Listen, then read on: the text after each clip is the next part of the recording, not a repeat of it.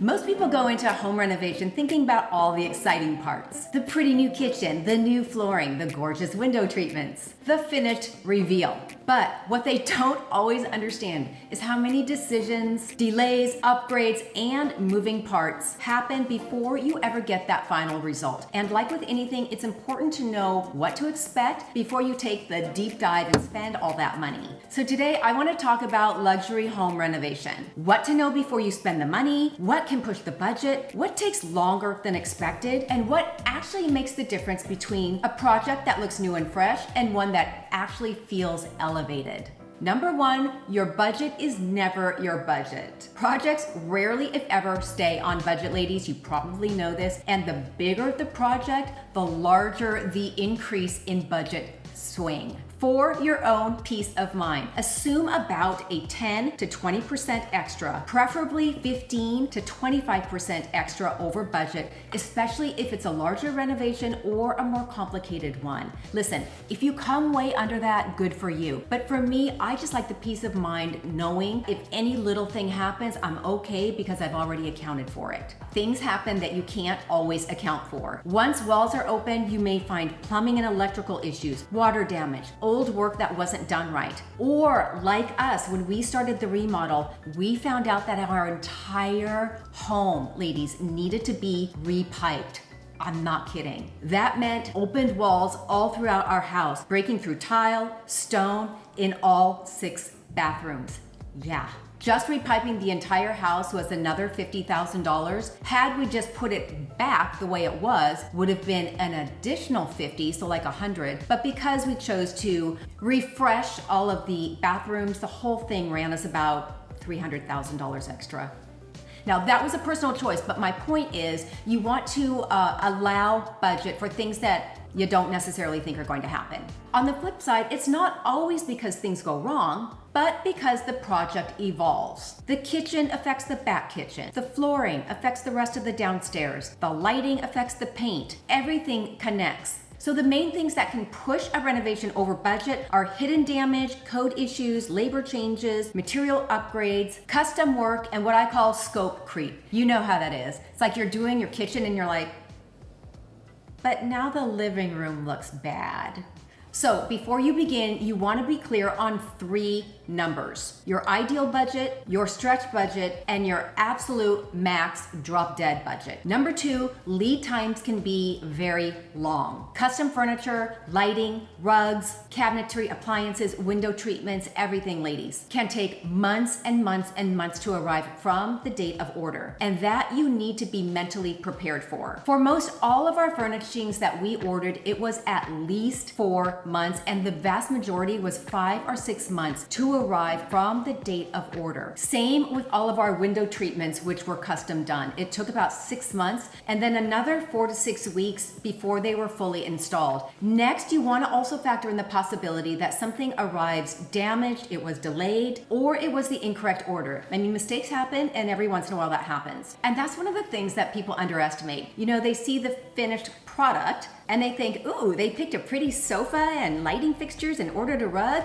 bada boom, bada bang. But higher-end design doesn't work that quickly, unfortunately. Custom pieces have to be designed, quoted, approved, fabricated, shipped, inspected, and then installed. Look, I'm a big one on setting expectations, and especially with myself. So for me, understanding that it was going to take time saved me the annoyance because I'm very, very impatient and I want it like yesterday. So setting expectations within my own mind allowed me to just chill out. Tip, ladies, when working with your design team, this is what I did. If I'm looking at, for example, 2 different pieces that I loved, my first question is, what is the lead time on both of these? Or if it was a fairly minor piece like a side table and the lead time was more than what I wanted, I'd say let's just look at something else. Second, ask, does this work for my lifestyle? Materials have to function the way you live life. That dark hardwood flooring may be dramatic and glamorous, but if you have a house full of dogs with white fur, it's just going to be a cluster keeping them clean and fur-free.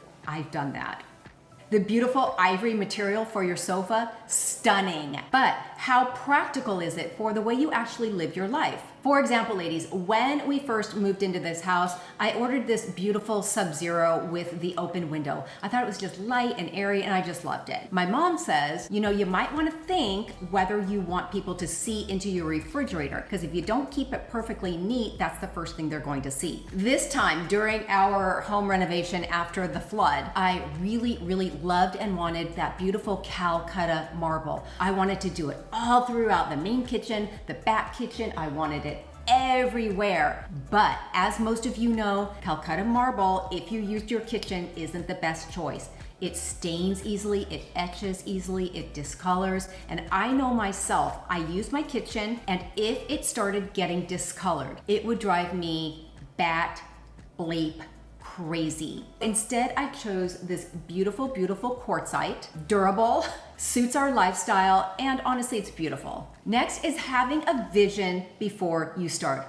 Think of it as a rudder that guides all your choices moving forward. For our remodel, I told Susan, our head designer, that I wanted a high-end coastal chic with an edge of understated glamour. That was my rudder. I wanted the house to feel light, calm, welcoming, and relaxing, but still definitively polished and elevated. So every decision, every piece, every material was run through that filter. Does the flooring support the feeling I'm going for? Does the fabric make the room feel softer, richer, more layered? It keeps the project from becoming just a collection of pretty pieces. It helps to become an overall cohesive look. Having a clear point of view helps us to make faster decisions, more decisive decisions, and to stay on point. It does not mean that every room looks the same. It means that every room flows. I love this one. Do not assume the standard version is the only option. Customization, ladies, is where true luxury exists. And this is something that everyone can learn from, even if you're not doing a fully custom project. For example, with our new dining room table that we just got yesterday, I'm very excited to show you. I loved the silhouette and the shape, but I didn't love the standard finishes. So our designer Susan had the table fully customized with this beautiful blue gradient and honed stone. Next, we chose a fabric with more depth and gravitas for the dining chairs, and we had the chair legs finished in a gold leaf. This is a very different level of design. It's not just, hey, can we find a pretty dining room table? It's, can we make this feel more specific to our home and to what I want? And listen, you can apply that idea at many levels. Maybe you change the hardware on a cabinet. Maybe you recover dining chairs in a better fabric. Maybe you add trim to an existing pillow. The point is, higher-end design comes from not accepting everything exactly as it comes. It's knowing that you can change something. Luxury is not always about buying the most expensive piece. Many times, it's just about making a piece feel more personal, more connected to the home. That's all. The relationship between your designer and the contractor matters big time. A renovation is not just about ideas. You know this. It is about implementation and execution. You and your designer have the vision, but the contractor and the trades are the people who bring that vision to life. So when the designer and the contractor communicate, the project goes much more smoothly and you're much more apt to get the desired result you're looking for and paying for. Questions get answered